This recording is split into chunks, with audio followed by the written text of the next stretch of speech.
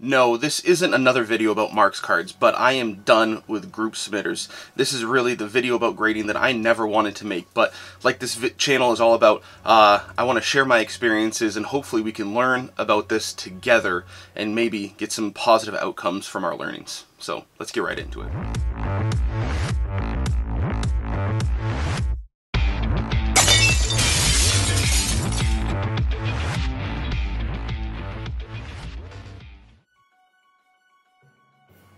This is going to be a little bit of a different video, a little bit more of a down note, so to speak. So, no typical entries. This is a little bit of a bonus video for you. So grab a cold drink. I need a little coffee today for this one. Sit down and we will talk through the details, my experience, what my thoughts are. I'm going to try to keep it to the facts. I will try not to editorialize much, if at all, but really want to share my experience and also get some thoughts from you. Maybe you've had similar experiences with the same folks or different folks and all that. So what we're talking about today is my experience with PSA grading through bulk submitters. Some of you may know I'm relatively new to grading. As a 90s collector, grading was not a big deal to me in my collection, but it's something that I started doing a little bit less than 2 years ago, or right around 2 years ago probably, in 2020 I believe. So I started looking for some suggestions from people. As we know, a lot of times at that point in time, this is going back through the time machine, submissions through bulk submitters could get you a much more favorable rate. $10 rate was pretty low, but you could get a little bit better. And they also had some expertise and some experience that you could also leverage as well. So that was one of the things that myself and Joe and some other friends decided that we would start using to try to help our collection along the way. So through getting some suggestions from other people, we settled on a group submitter you might know, known as PC SportsCards. Don't want to make this a hit piece about them or anything like that. I just want to share my experience, not trying to add to any drama that's out there in the hobby or anything like that. So I've got some notes trying to keep myself honest with the details over the course of history. So back in August of 2020, we sent our first bulk submission to PC SportsCards. A lot of vintage cards you might remember, and all this has been documented on the channel. So that got back to us in about a month. So there's a lot of vintage baseball in there, a lot of stuff that I had gotten from my uncle a long time ago. So that got back to us in roughly a month. And we went through that submission, and you might remember from that video, we noticed that we were missing one card. So there was one card that was an oversized card. It was a bazooka card of Orlando Cepeda that was missing in that order. Not a huge deal to us at that point. We were, not too thrilled about it, but this was our first experience. So we reached out, and Josh Cohen, the owner, I believe, of PC SportsCards, was the one answering the emails at that point in time, got back to us, and the whole thing was resolved in about 2 days. Now, there was a little bit of condescension in the email. He said that he was waiting a little bit. We all have busy lives, and sometimes, he might get back to my emails, in that case, I think in about 12 hours, but I had a lot of other stuff going on. This wasn't my top priority.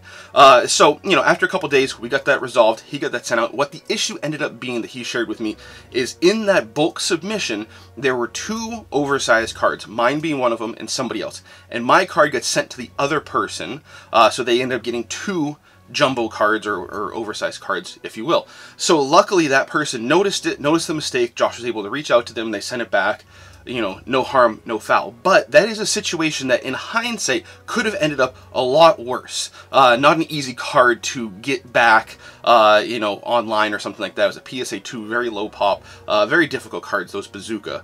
They were box bottom cards if you know about them, but I'm not going to go into too much more detail. That's all in the channels. That was our first experience sending out a submission with them. So, not the best, but not terrible. So we decided we're going to send some more stuff. This time we sent a grouping of cards together. They're going to go with 3 different service levels. So going through the PC SportsCards service levels for price, turnaround time, and declared value, we decided to send some cards in an express order, some in what they call a standard order, and some in what they call a bulk order. So those also correspond with, obviously, the PSA service level. So the express order, all of these we sent out in December of 2020. So we sent that out, and we knew at that point PSA was getting a little bit backlogged, and we're expecting to kind of gear up for a little bit of a wait, but not too long of a wait. So the express order obviously would be the first one that we would get back, as we were expecting. So the express order got back in about a month or so, which was, you know, right in line with the turnaround times. And there was a little bit of an issue there, because when you submit to PC Sports Cards, you have to put in a list of all the cards, all of the service levels. You have to give them your address, you know, your credit card information, all of that type of stuff when you send that out. And then you get some email correspondence. So when they get the submission back, you have to go and, of course, pay for the order. And at that point, you're paying through PayPal, so you submit your PayPal information with your address again. And I did not submit my address a third time via email, which apparently is what they required at that point in time. So seems like a little bit of overkill, so that delayed us getting the express order back by a little bit. So you know, that's right around the turn of the new year. So February 2021, we start looking at the status of our other orders, the standard and the bulk, and expecting to see some sort of updates. But again, this is the point in time where PSA is going through a lot of changes. A lot of grading companies are shutting down, COVID, all that kind of stuff. So we're, being very careful and watching. So we noticed that there was no update on the shipment of our standard delivery. We're looking at the standard deliveries, or the standard submissions, if you will, that they have on their tracker on PC Sports Cards that were sent in just before hours, just after hours, and ours is the only one that is missing the information as to when it was received by PSA. So we're, a little bit nervous at this point, because we're saying, okay, what's going on here? Why isn't ours showing that it's been received as these other ones about a week after they were received by PC Sports Cards? They were then showing up as being received by PSA. Again, this is for the standard service level. So at that point, towards the end of February, I reached out and asked, I think it was actually about mid-February, I asked Josh Cohen, that's whose email I had, if there was a status update. I didn't see any status update on their website.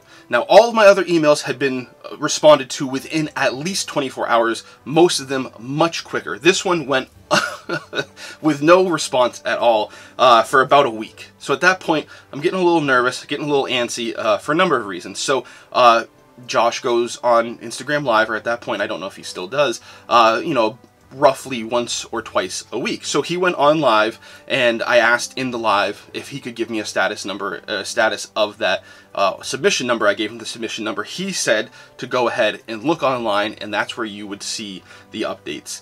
There were still no updates on their tracker online. He said, well, whatever's on the tracker is the accurate update. So if there's no updates yet, just be patient and keep waiting and watching. So at that point, my anxiety is increasing a bit more. And of course, this isn't just my cards. I have some friends that are also submitting with me. So all of us collectively have different levels of apprehension at this point. Joe and I, obviously, having that first experience with that first bulk order, adds to the heightened anxiety at this point. So at that point, I sent another email out to PC Sports Cards, and that time I did get a response, and that one did come within about a day or so, but this had been a little bit over a week from my first inquiry about this. So at that point, it was a week after I had gone on to the Instagram Live and inquired about it, and now it shows as being received by PSA on March 1st of 2021. Now that is significantly later than all of the other orders that I had seen at the same submission level that were both just before mine and just after mine. Again, all of those showed as being received by PSA about a week after they were received by PC Sports Cards. This was sent by me right around the end of December of 2020, giving them a little bit of leeway for the new year and holidays and all that kind of stuff. But January passed and went, so we're now into March 1st before PSA even shows that this order had been received. So we're expecting to gear up for quite a long wait at this point.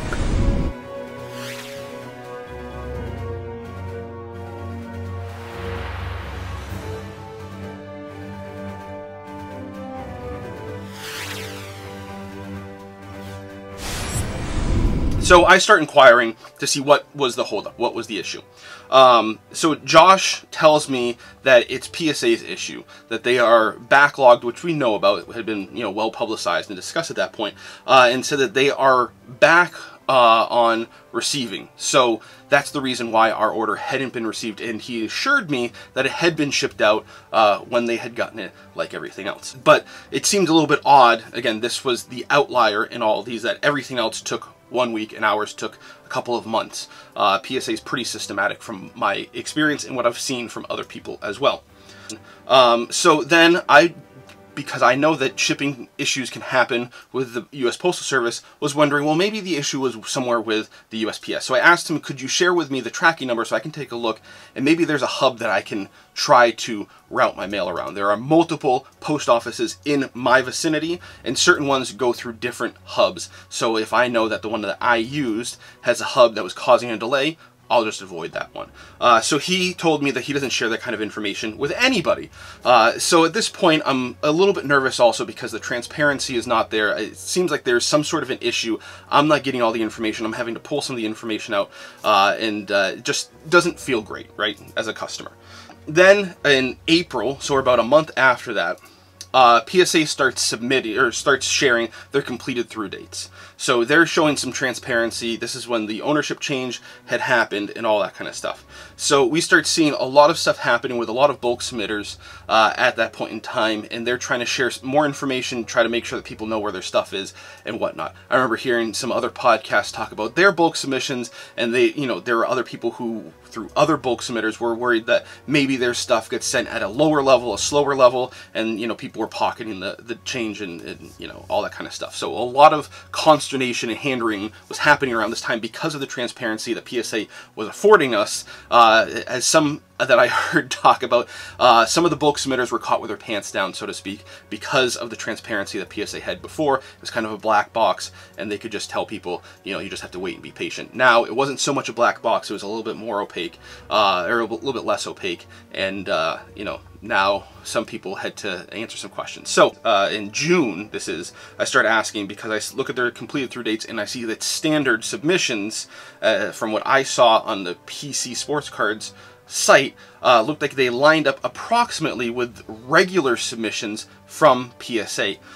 So I started asking because I see that regular shows as though they are completed at that point in time for the PSA website. So I'm thinking I should be expecting to get my stuff back pretty soon.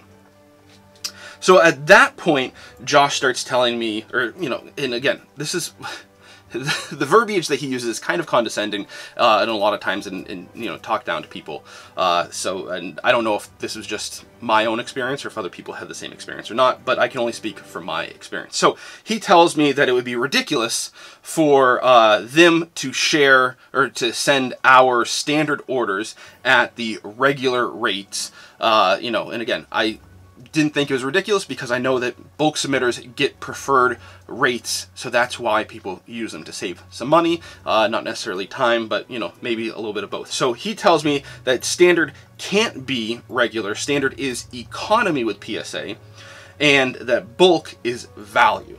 Okay, so that's where we're sitting at. So don't look at the regular completed through dates, look at the economy completed through dates. So that's where we're at in June. And then I start doing a little bit more research on the PSA side, and I remember that PSA had discontinued the economy submissions back in October of 2020. So this is part of the reason why I had gone in with the assumption that a standard submission was a regular submission, because again, that economy submission was not even something that was offered by PSA. So it's all looking even more cloudy and murky at this point. So I inquired, I said, okay, well, if PSA had stopped doing their submissions for the economy orders in October, that's why, how is it that we can get ours now that we sent it in, through him with the March submission, how can we get ours into the economy order? And that's not ridiculous. I would assume that it was regular.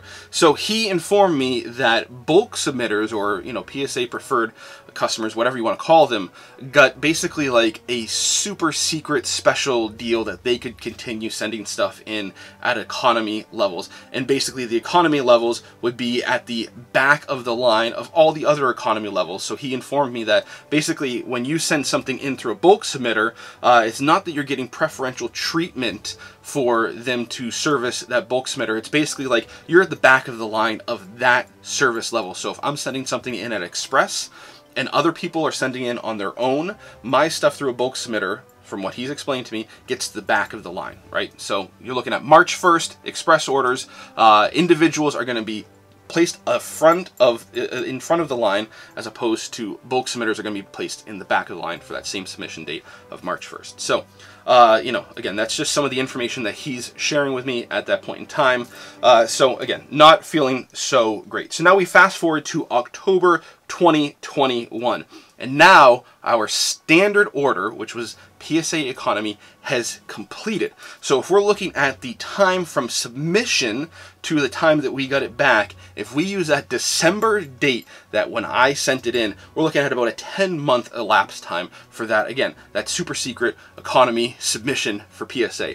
As opposed to if you look at the March turnaround time, which is when I'm supposing that they actually sent it in, it was about 7 months. So again, I don't really know, because there's not a lot of information from PSA, how long economy orders were actually taking to get turned around, because that information was not given to us, that super special dealer rate, so to speak. So if you have some experience, you tell me what's more rational for a economy order, if 10 months or 7 months through a bulk submitter, which one is more in line with what you've experienced. That's, I probably think, is a pretty small sample size though. So that's where we were at in October. And then April 21st, you probably saw recently that we got our bulk order back. So our bulk is obviously at the PSA value level. So that concludes our saga with PC Sports Cards there. It was not a great experience, because again, it's not a lot of transparency being shared there. So, whole lot of talking. Time to take a little bit of a break for a second.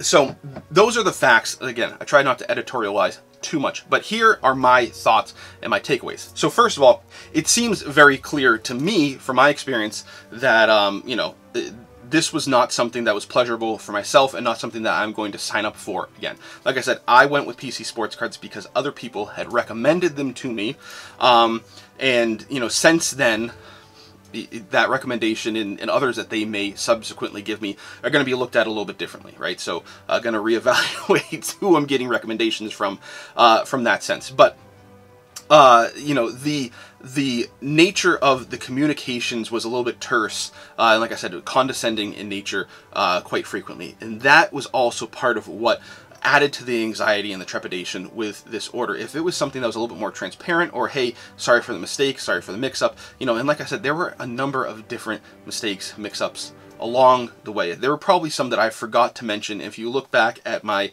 PSA review video, my PSA reveal videos, I think we talk about some of them there, and there might be some that I'm missing. And Joe, if you're watching, please drop down in the comments any of those issues that I might have missed. I was hoping to get Joe to join me in this review, but he wasn't available. So, it's just me trying to go off of my memory and the notes that I took. This is one of those things that highlight to me, first off, in the hobby and in business in general, communication is critical. Being clear, being respectful goes a long way. I tried my best throughout the time to keep my temper to a minimum and try to be as calm and collected in my communications, not be accusational and all that kind of stuff. Obviously, there were a couple of times that I did start to get a little bit more accusational when I asked for the tracking number and stuff like that. Clearly, I'm trying to dig into some of the information and see where the wrong is done. But if there's nothing to hide, as I always say, then there is no harm in giving out that information. So if you don't have anything to hide, there's no harm in giving me that peace of mind and giving me that little bit of extra information. At least that's my thought. So communication is critical. I think also we see bulk submitters, Mark's card obviously at the top of the heap, but there has been a lot of scrutiny on that business practice and how they're giving the service, how they're making their margins, all that kind of stuff. So